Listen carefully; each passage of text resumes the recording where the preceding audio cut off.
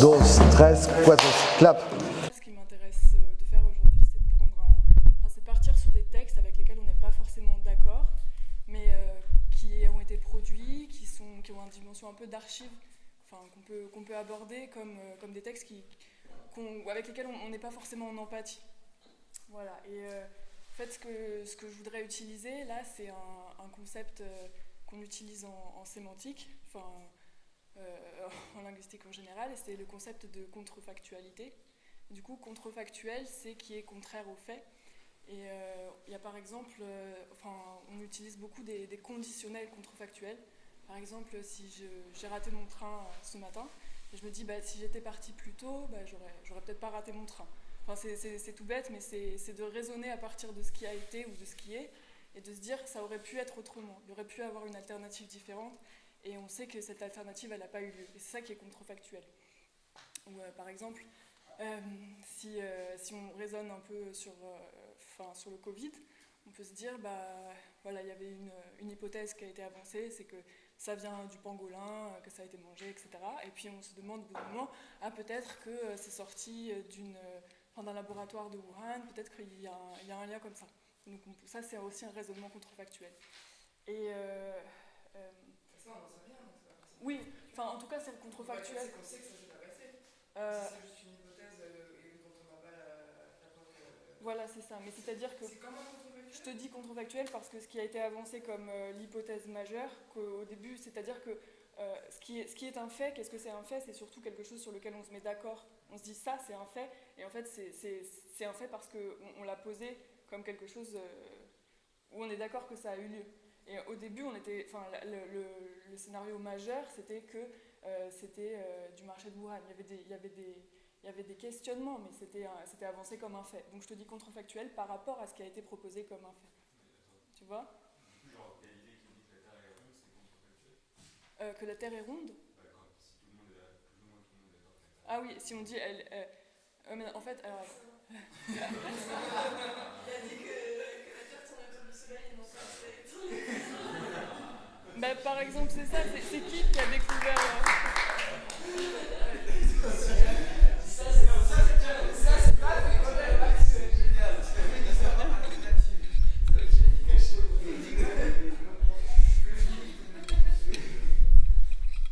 C'est ça, c'est... Le fait de dire que si quelque chose est passé, si jamais alors, ouais, contrefactuel, en tout cas, ça suppose quand même le fait que tu fais une hypothèse, t'émets une hypothèse. Par exemple, je sais pas, c'est bien Galilée, j'ai pas des très bonnes références à ce niveau-là, mais c'est Galilée qui disait... Il a découvert quoi, Galilée ? Il a découvert...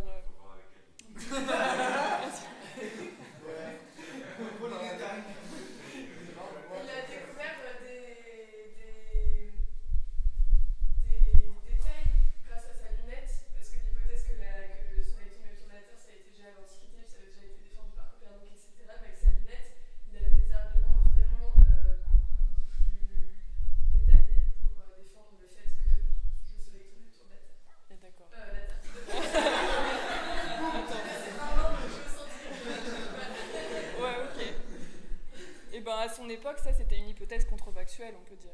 Après, voilà, en fait, dans contrefactuel, il y a aussi l'idée que ce qui est un fait, c'est ce qui est avéré, c'est ce qui est dans le passé. C'est-à-dire que tu as la progression des événements qui va comme ça, et le futur, on peut le représenter comme un ensemble d'alternatives possibles. C'est toujours ouvert, tu as un libre arbitre précisément parce que les choses peuvent être d'une façon ou d'une autre.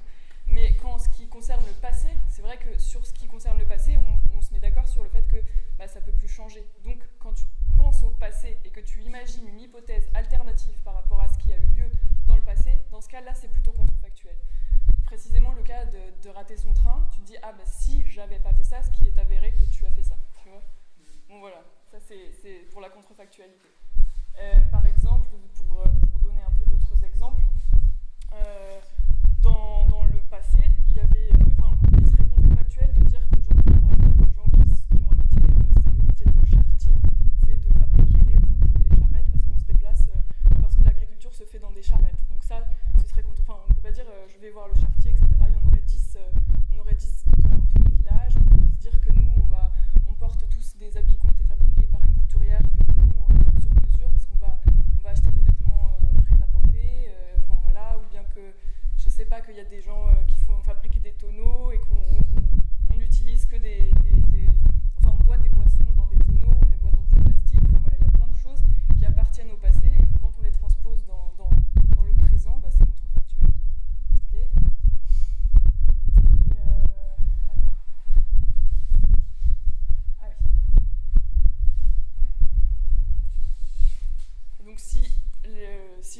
fabriquer un conditionnel contrefactuel. Dans ce cas, je prends un fait du passé et je me demande si c'était actualisé aujourd'hui, qu'est-ce que ça donnerait.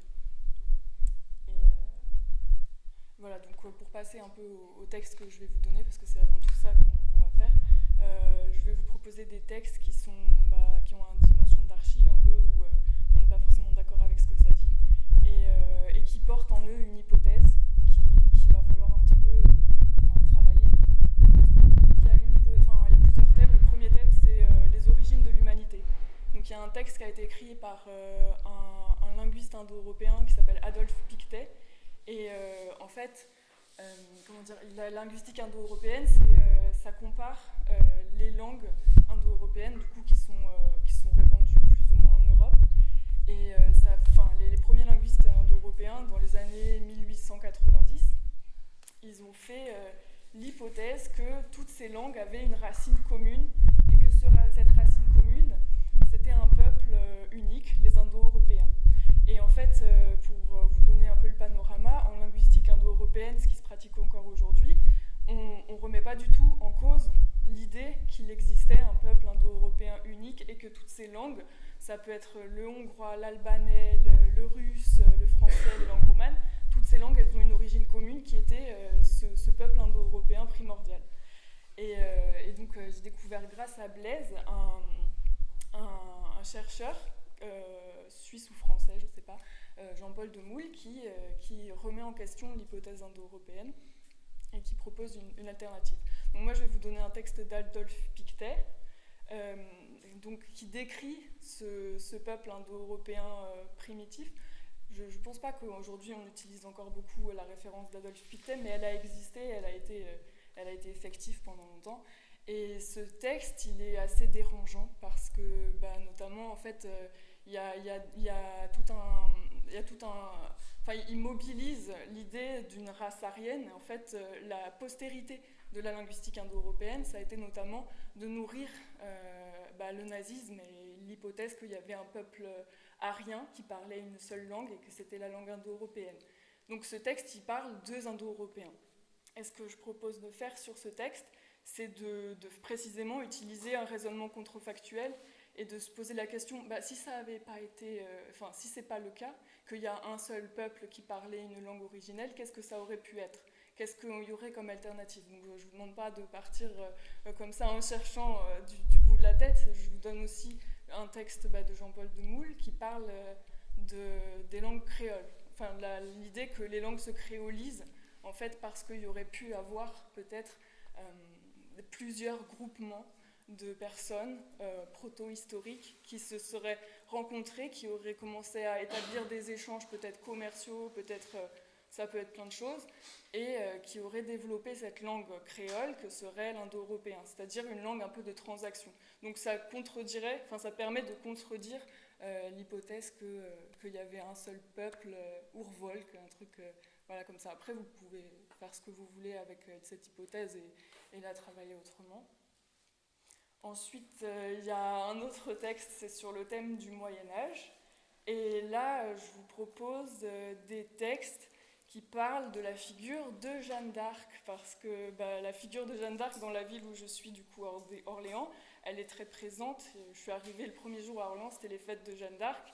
Et il y a notamment des personnes, on leur demande de cosplay Jeanne d'Arc, elles se font la coupe aux moines et tout. Voilà. Et donc c'est une figure en plus qui est souvent mobilisée dans des contextes France, comment il s'appelle ce Royaliste. Oui, royaliste. Action française, ils adorent Jeanne d'Arc. Et donc là, je vous donne des textes où c'est Michelet, c'est des figures qui ont parlé de Jeanne d'Arc, qui en ont fait tout un emblème, parce que précisément, en fait, il y avait cette hypothèse, l'hypothèse du coup ici, c'est une hypothèse providentialiste, c'est-à-dire que Jeanne d'Arc entendait des voix qui étaient la voix des anges, qui lui disaient « sauve la France », etc. Donc, comment est-ce qu'on contrefactualise cette hypothèse ? Comment est-ce qu'on peut travailler avec ? Alors là, ce que je vous proposerais, alors, est-ce que c'est de la contrefactualisation ? Oui, c'est de la rendre contrefactuelle. Donc, moi, ce à quoi j'ai pensé, après à vous de voir, mais c'est de prendre l'hypothèse et si Jeanne d'Arc, elle avait été folle, vraiment, qu'est-ce qu'elle aurait entendu comme voix? Est-ce que ça aurait pu changer le cours des événements? Je ne sais pas si vous connaissez l'histoire de Jeanne d'Arc, moi je la connais pas très bien. Je sais que c'était lié à la guerre entre la France et l'Angleterre, et qu'en fait, Jeanne d'Arc, elle était fils de paysan. Et elle a commencé à entendre des voix dans son jardin qui lui disaient il faut que tu ailles voir tel roi, je ne sais plus lequel c'est, et que tu lui dises il faut mener la bataille contre les Anglais, etc. Enfin, je sais plus, enfin, voilà, je connais mal son histoire, j'ai Wikipédia ouvert sur ma tablette si besoin, voilà.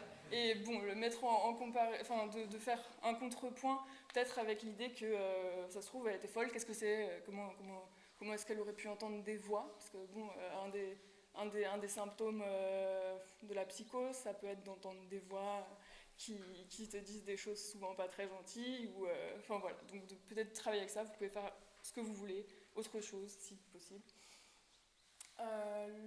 J'en ai deux autres. Alors j'ai un texte du coup sur le thème de la société pré-industrielle. Donc si on fait la société industrielle, ce serait quoi, les années 1850, et là c'est un texte qui a été écrit par un architecte, alors je ne sais pas du tout qui, en fait c'est à une période en 1930 je crois, ils ont commencé à changer un peu la politique de la ville, etc., et à construire des grands ensembles. Et donc les grands ensembles, c'est les cités aujourd'hui. Et à l'époque, c'était vraiment considéré comme quelque chose, comme une utopie en fait. Il y avait vraiment cette idée qu'on construisait quelque chose qui était vraiment le futur de la ville, qui était une possibilité d'épanouissement, de désengorgement des villes. Et donc il y a toute cette... Dans ce texte, il retrace un peu l'histoire de l'humanité, de l'habitat, de la maison. Il dit voilà, il reprend à très très loin, préhistoire, jusqu'à la construction des grands ensembles, qui est comme ça la fin de toute une trajectoire dans l'humanité. Donc avec ce texte, je vous laisse la main complètement libre, parce que je ne sais pas trop comment on peut le dialectiser avec des hypothèses contrefactuelles. Je me suis dit on peut le transposer dans le présent, on peut se dire qu'est-ce que ce serait aujourd'hui un habitat comme ça, une utopie qui pourrait changer la société, mais qui pourrait très mal tourner, ou je sais pas, ou qu'est-ce que c'était l'habitat post-industriel, comment était la vie avant l'industrialisation. C'est des possibilités. Sinon, j'ai un dernier texte. Et c'est sur les théories du complot. Alors, j'ai choisi ce texte parce que j'écoutais une émission sur un linguiste qui travaille, c'est les chartes. Les chartes, je ne sais plus, c'est quelque chose, il travaille sur les textes historiques. Et en fait, il a développé toute une méthode assistée pour repérer, parce qu'au Moyen-Âge, il y avait beaucoup de textes comme ça qui étaient produits sans auteur, qui étaient complètement anonymes. Il n'y avait pas trop la notion d'auteur. Et du coup, c'est toute une méthode qui permet d'attribuer un auteur au texte. Et en fait, ils ont été appelés à travailler sur les textes qui ont été produits par QAnon, parce que c'était précisément des textes qui n'avaient pas d'auteur, et ils cherchaient à leur attribuer un auteur. Et donc, j'ai choisi ces textes à partir de ça. Et c'est donc le début du manifeste de QAnon, à voir ce qu'on en fait. Moi, je me suis dit, c'est possible de l'hyperboliser, donc de prendre cette hypothèse qu'il y a des dirigeants qui sont organisés pour des fins criminelles, voilà, parce qu'on veut, de le prendre au sérieux et de voir ce qu'on fait, je sais pas, de l'appliquer à des questions qu'on peut se poser. Voilà.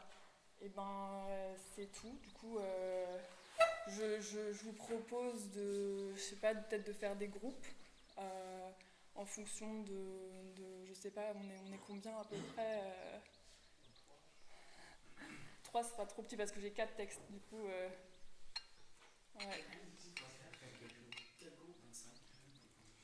Et